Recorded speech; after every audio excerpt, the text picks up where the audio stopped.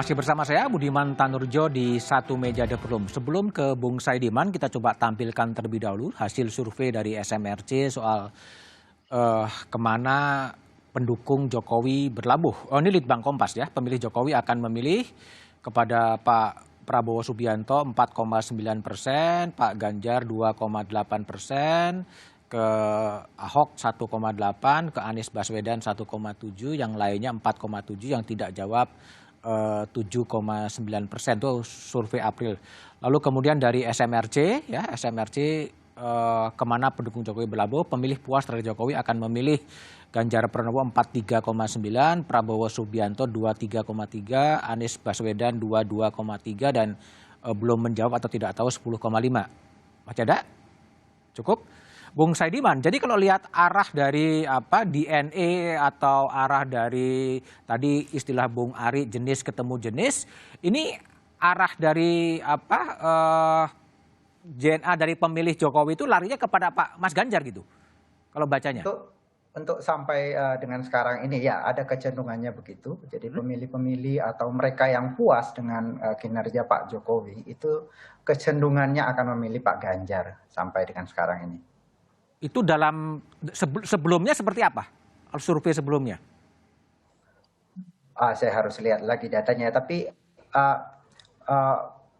pemilih-pemilih Pak Jokowi, terutama di PDIP, itu memang itu muaranya ke sekarang ini ke Pak Ganjar. Tetapi saya perlu kasih catatan bahwa ini masih ada waktu 3 tahun sebelum pemilu. Kalau kita berkaca pada tahun 2011, 3 tahun sebelum pemilu 2014 itu terjadi perubahan komposisi capres yang luar biasa. Saat itu dalam 5 besar itu tidak ada Pak Jokowi di sana. Jadi Pak Jokowi tiba-tiba muncul dan mengubah konstelasi politik. Oke. Jadi karakter pemilih kita sekarang sebegitunya. Jadi ada rasionalitas yang bekerja, nalar publik atau nalar pemilih kita bekerja. Posisi publik kita sekarang ini merujuk istilah Pipa Norris dari Amerika itu muncul fenomena yang disebut sebagai critical citizen. Critical citizen. Publik yang kritis begitu. Oke, baik Bung Dedi, kalau tadi lihat hasil bacaan survei dari SMRC bahwa kemudian pemilih Pak Jokowi itu akan mengalihkan mendukung kepada Mas Ganjar. Apakah itu juga dibaca oleh Seknas Jokowi? Ya, kami membaca semua hasil survei, termasuk hasil survei yang terbaru dari SMRC ya, tentang kandidat-kandidat itu. Dan karena kita punya waktu 3 tahun untuk menentukan, maka ya silahkan saja kepada kandidat yang di hasil survei itu untuk membuktikan dan meyakinkan kepada pemilih gitu bahwa mereka itu adalah yang paling the best untuk dipilih. Nah, kami relawan itu akan membantu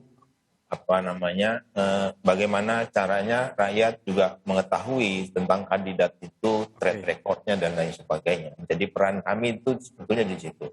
Karena menurut kami orang populer itu belum tentu dipilih. Belum tentu dipilih. Kemudian orang yang yang tidak populer itu bisa saja dipilih. Nah, tergantung bagaimana dari kandidat itu menunjukkan empati, kemudian menunjukkan kinerja dan lain sebagainya pada para pemilih gitu. Karena kami juga meyakini bahwa dari kemarin pagi waktu ada dialog tentang kandidat juga di Kompas TV.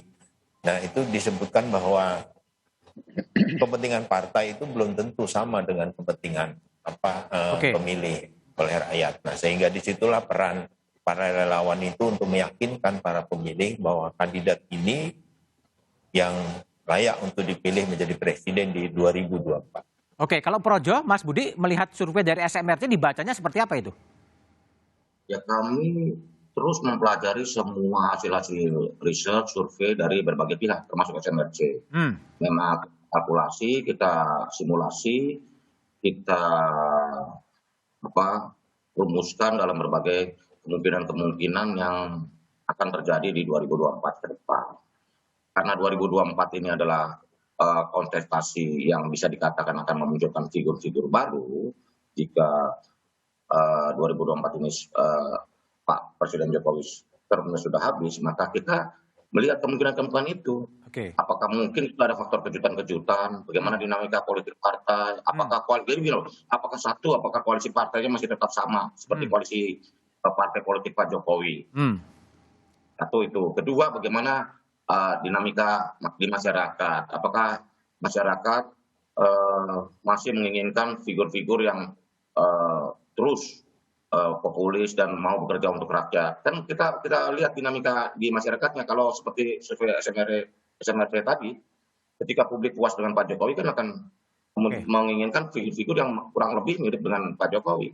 Mungkin yang dekat dengan rakyat, berkomunikasi dengan rakyat, mau menjalankan agenda-agenda kerakyatan. Karena bagi kami, perubahan yang sudah dilakukan Pak Jokowi selama ini harus terus dilanjutkan. Kan sudah nyata perubahan yang dilakukan Pak Jokowi. Apa yang dilakukan Pak Jokowi dalam 6,5 tahun ini sudah menurut kalkulasi kami sudah di jalan yang benar, sudah on the right track. Sehingga di 2004 adalah bagaimana melanjutkan kebaikan dan perubahan-perubahan yang sudah dijalankan oleh Pak Jokowi. Itu agenda utama kami. Begitu. Oke. Baik Bung Andreas. Kalau Bung Andreas membaca hasil survei SMRC akan jadi seperti apa? Tadi kan pilihan pemilih Jokowi lari kepada Ganjar. Kalau PDIP itu dibaca seperti apa?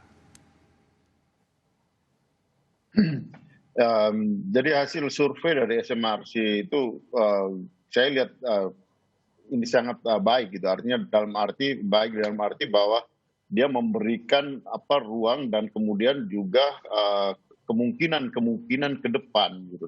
Situ ya buat para elit pengambil keputusan itu ada kesempatan untuk melakukan simulasi-simulasi. Makanya saya katakan bahwa yang satu yang belum kelihatan, meskipun orang katakan bahwa Pres itu tidak terlalu menentukan, tapi saya melihat justru berbeda, bahwa ini konstelasi ini juga akan ditentukan misalnya oleh cawapresnya siapa gitu. Dan itu hasil survei itu memberikan peta-peta itu, dan karena itu akan menentukan juga, membuat juga berapa sih kira-kira kandidat yang akan muncul. Nah, berkaitan dengan teman-teman relawan, saya yakin karena teman-teman relawan ini kan background juga para aktivis. Ya kita tahu teman-teman kan aktivis, kami sama-sama aktivis ya. Cuma sekarang ada yang di partai politik, ada yang sekarang pilih di jalan relawan di dalam situasi pilpres ini. Mereka juga akan melakukan identifikasi terhadap peta-peta yang ada ini. Tadi kan Mas Budi Ari sudah sampaikan bahwa buat mereka identifikasi itu misalnya kalau seandainya ada kandidat yang sejalan dengan pikiran Pak Jokowi, dalam arti bahwa ini ke depan akan melanjutkan kira-kira ide-ide dasar yang sudah dilakukan oleh Pak Jokowi. Kalau ada kandidat yang kelihatan akan berbeda, pasti mereka akan lawan. Pasti mereka akan berada di seberang itu gitu. Nah, sehingga di sini kan sebenarnya kan peta itu akan kelihatan di situ gitu. Buat teman-teman relawan, dan kemudian bagaimana ya partai politik itu akan mensinkronkan di situ di dalam yang penting buat mereka itu adalah melihat ide. Karena kan figur tidak lagi gitu kan. Figur Pak Jokowi sudah tidak main lagi, tapi ini adalah idenya yang akan jalan. Saya kira ya kita paham lah kalau soal itu. Baik. Bung Saidiman, kalau lihat konstelasi politik sekarang ya, Pak Jokowi kemudian tidak maju lagi, tapi dia butuh endorsement untuk menyiapkan kesinambungan pembangunan. PDIP pun bisa berbeda dengan pilihannya Pak Jokowi. Apakah kemungkinan relawan akan terpecah? Gini, dalam situasi saya tadi mengatakan bahwa kalau relawan itu seperti sebelumnya itu sebagai gerakan sosial, maka ketika ada situasi yang dinilai genting, misalnya ada kekuatan lama yang akan bangkit kembali atau figur yang sangat baik yang akan melanjutkan Pak Jokowi misalnya, itu kelihatan tidak akan bisa maju karena ia dihalangi oleh partai politik, maka itu adalah ruang di mana relawan itu muncul. Tetapi kalau dalam suasana yang normal, sebetulnya ada gerakan lain di luar relawan, tapi relawan juga yang itu lebih profesional sifatnya. Mereka kerja di bawah, profesional, mungkin dibayar dalam pengertian tertentu, dan mereka itu masuk ke dalam rumah-rumah. Saya kira ini tidak dilakukan oleh relawan yang dalam pengertian spontan tadi, gerakan. Nah, dalam situasi normal, kelompok ini itu sangat efektif kerjanya di dalam memenangkan calon. Mereka itu terlatih, masuk sampai ke rumah-rumah, melakukan door to door, canvassing dan seterusnya, dan kerjaan mereka dievaluasi, dimonitor secara lebih sistematis. Nah, kelompok ini mungkin jarang muncul dalam pembicaraan publik, tapi gerakan semacam itu sangat efektif. Dan saya menduga kalau suasananya tidak ada situasi mengancam tadi.